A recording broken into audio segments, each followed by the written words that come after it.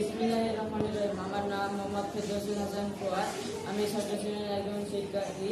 Agriculture school and college কর্তৃক আয়োজিত আজ মহা সমাবেশ আলোচ্য বিষয় ফাতে-ই-দম।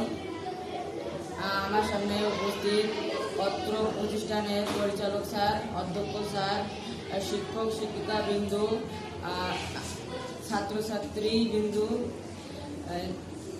সবাইকে আসসালামু আলাইকুম।